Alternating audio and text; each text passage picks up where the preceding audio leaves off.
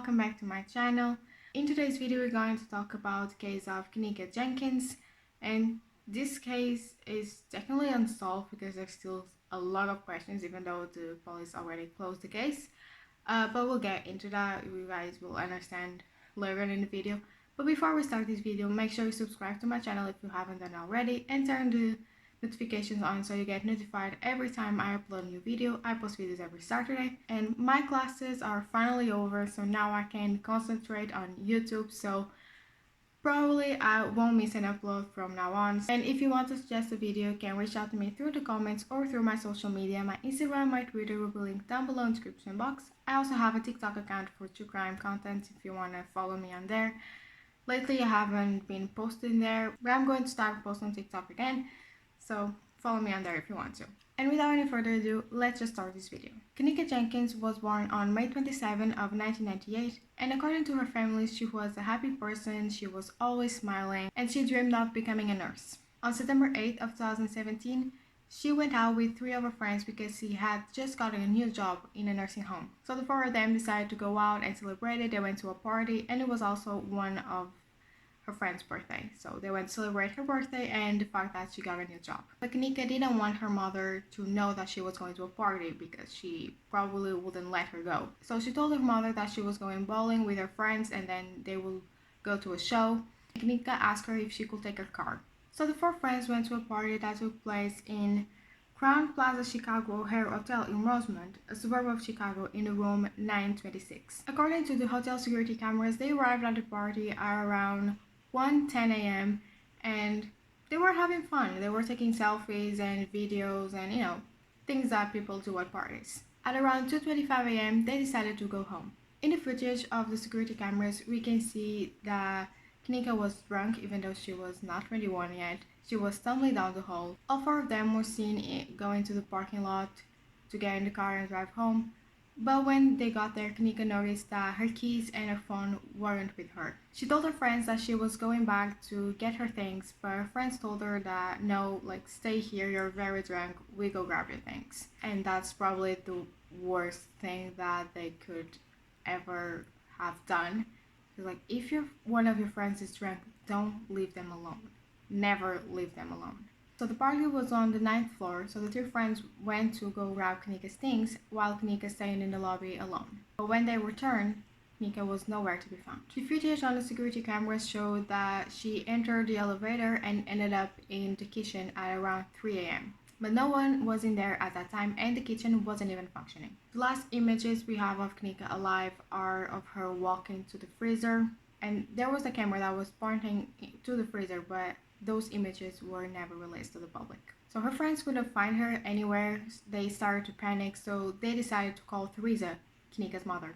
At around 4 a.m., they called Teresa asking if Kenneka had returned home. Maybe she got a taxi or an Uber, but Teresa said that no, she hadn't returned home. So Teresa's car was with her daughter's friends, so she couldn't go to the hotel immediately. So Kenneka's friends drove to her house, got Teresa, and also gave a ride to other family members, and they all drove back to the hotel and started looking for Kenneka. They arrived there around 5:30 a.m. When they arrived at the hotel, they asked a million times the hotel manager to let them see the security cameras footage to see where Kenneka went, but they kept telling that they couldn't let them see that.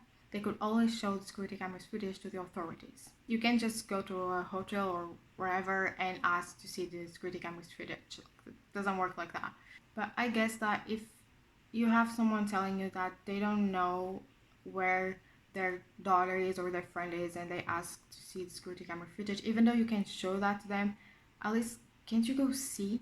Because this could all been avoided. So at 7 a.m., Teresa called the police. Her call had a duration of 3 minutes, and she said that the person who picked up the phone was extremely rude and basically told her that she didn't have to worry. Her daughter would show up at any moment. She probably just went to the bathroom. They say that they could send someone there, but Kenneka probably just went to the bathroom and would appear at any moment. And I don't understand this. If someone calls the police and say that I don't know where my daughter is missing, you cannot say that, oh, she probably just went to the bathroom, don't worry, she will appear any moment.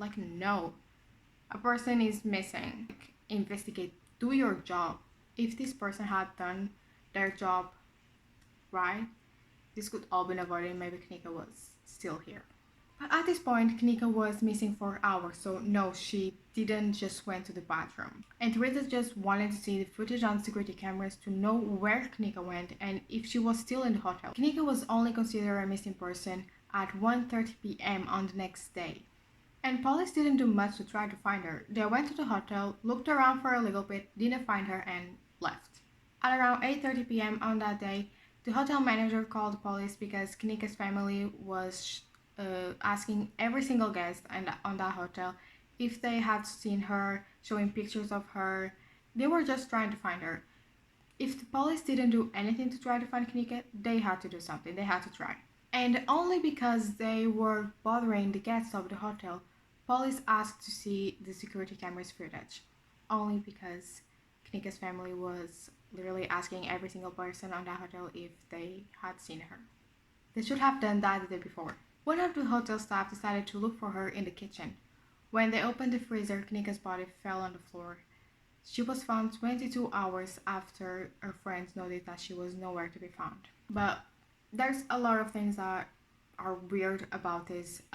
When she went into the kitchen, she was fully clothed, but she was found with her breast exposed, and one of her shoes was missing, and her jeans had been pulled down, and her body was also covered in bruises. So her death was considered an accident, and the autopsy revealed that she died of hypothermia. There was no sign of abuse on her body.